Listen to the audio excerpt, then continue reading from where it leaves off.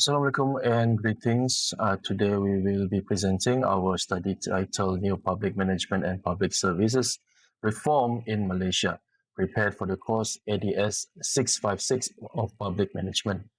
This presentation re-examines how new public management principles have influenced public service reform in Malaysia, particularly in areas such as performance management, accountability, and service delivery. The presentation is prepared by Rosita Diana Anak Jamari, Syara binti Abdul Hamid, Muhammad Razizlan bin Abdul Rashad, and Azrin bin Ashari. We will now proceed with the presentation. So this presentation is structured into 6 sections. I begin with the background and problem statement, followed by a review of the literature on new public management and public service for reform. Next, we outline the methodology used in this study, and then we present the key findings, followed by recommendations for improving public sector reform. Finally, we conclude by summarizing the main insights and contributions of the study. Assalamualaikum warahmatullahi wabarakatuh. My name is Muhammad Rasli Zamil Rashad.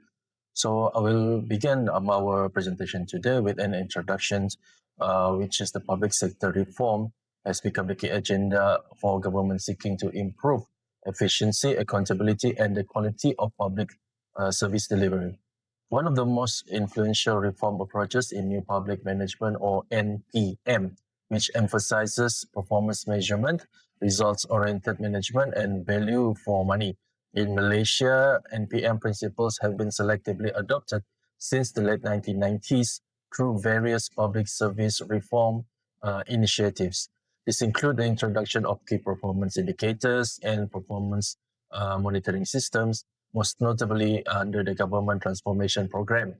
However, as Malaysia's governance landscape evolves towards digitalizations and broader public value concerns, questions remain about the continuing role and relevance of NPM. This study therefore examines how NPM has shaped Malaysia's public service reform and how it has been institutionalized within the public sector.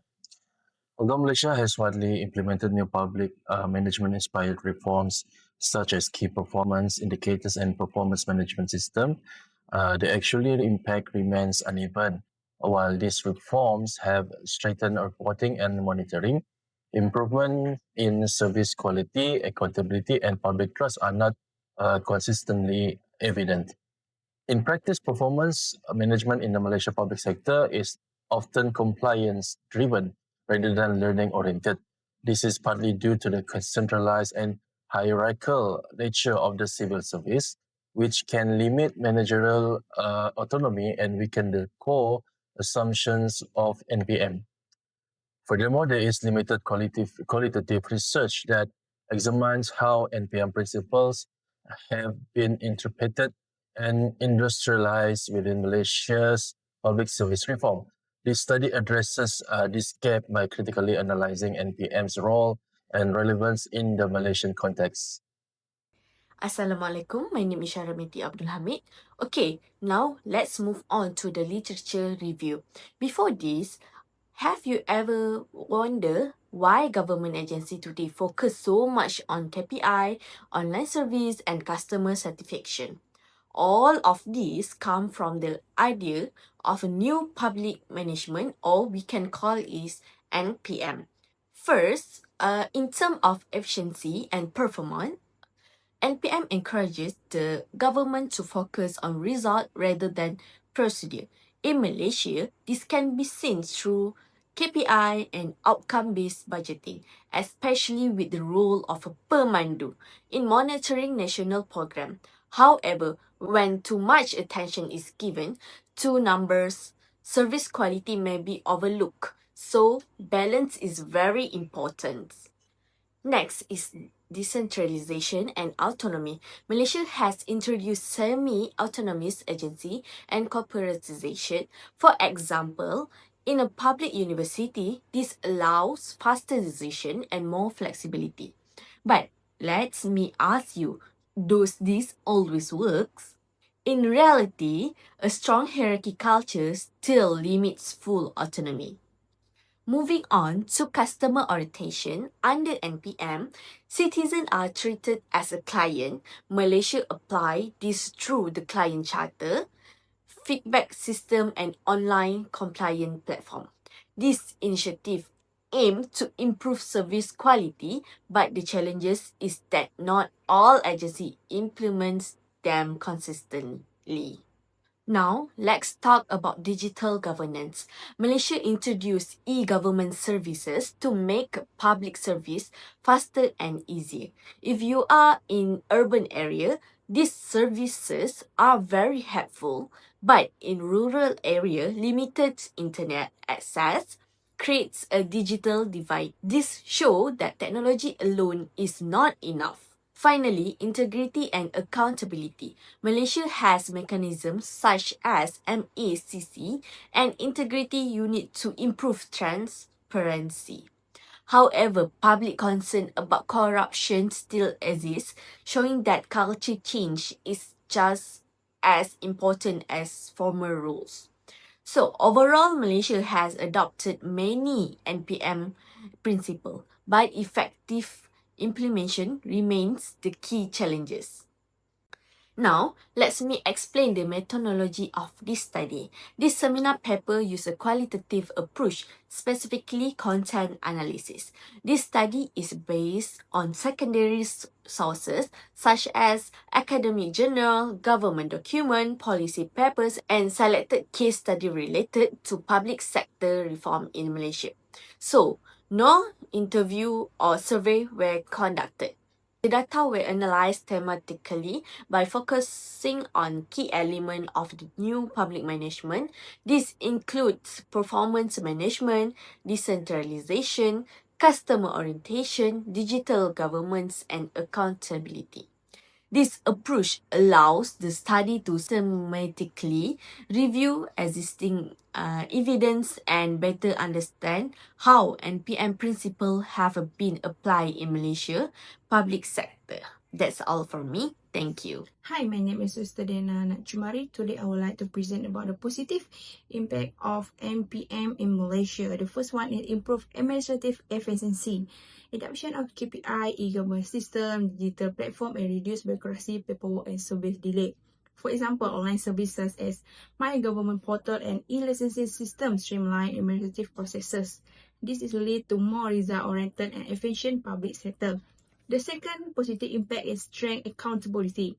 Introduction of performance management and KPI-based evaluation ensure agency are assess again clear target. For example, outcome-based budgeting (OBB), public link spending to the result than the input. Auditor General report and audit ensure transparency and public oversight. The third one is better customer service orientation. Citizens are treated as clients with staff certifications as a common indicator.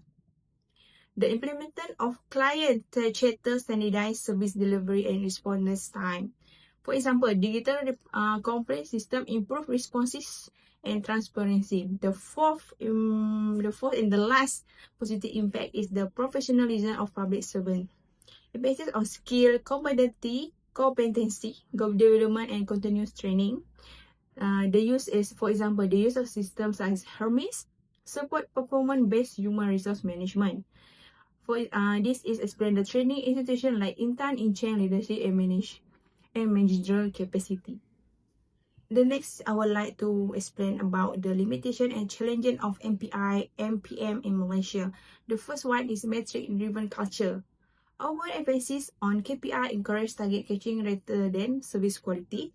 Risk of cosmetic complaint and manipulation of performance indicator. For example, is complex social outcome are often difficult to measure accurately. The second one is the resist to change. This is because traditional bureaucracy culture conflict with managerial autonomy and innovation.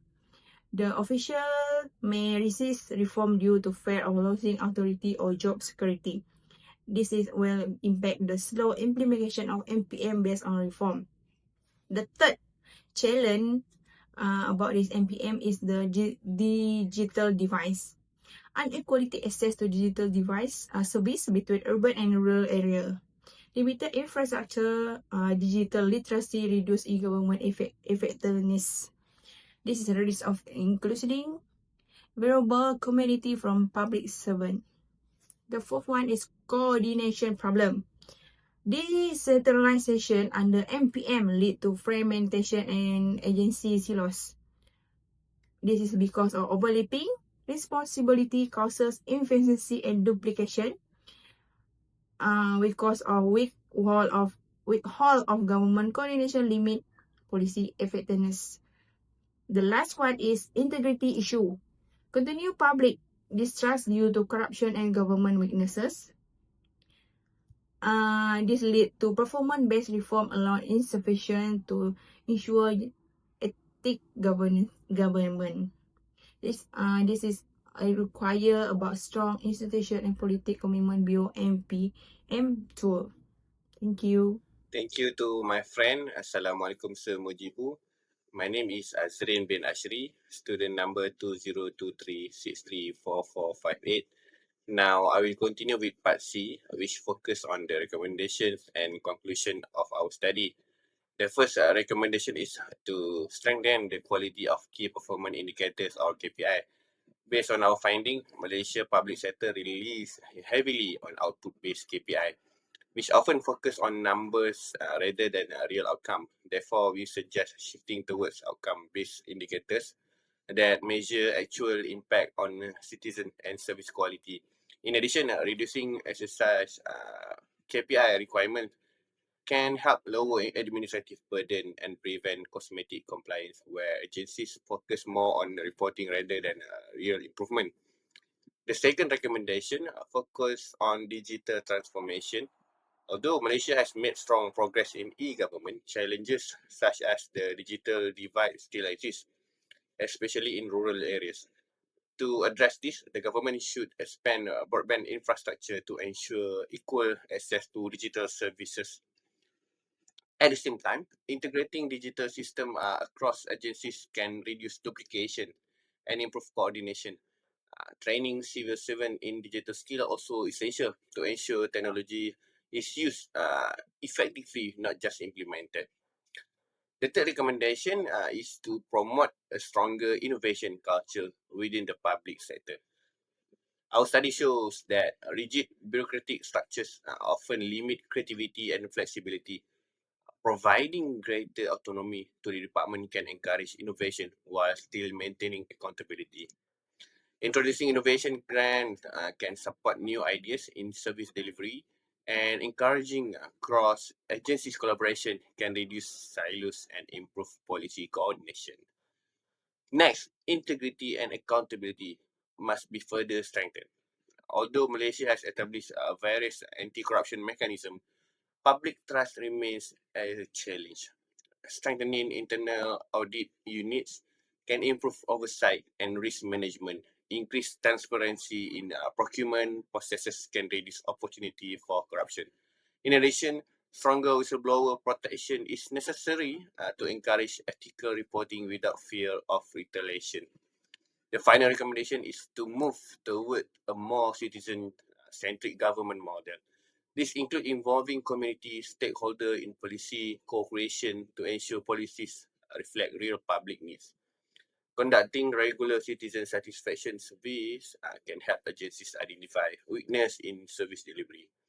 Improving multilingual accessibility is also important to ensure inclusivity in Malaysia's diverse society.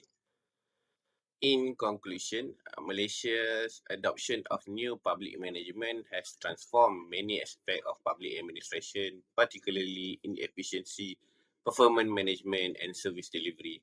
However, structural limitations, cultural resistance, and coordination challenges continue to affect its effectiveness. Moving forward, Malaysia should adopt a balanced governance approach that integrates NPM principle with digital innovation, integrity, and active citizen engagement. This will help to create a more accountability, efficient, and responsive public service that support national development goals. That concludes my presentation as well as our group presentation. Thank you very much for your time and attention, Sir Mujibu. Thank you.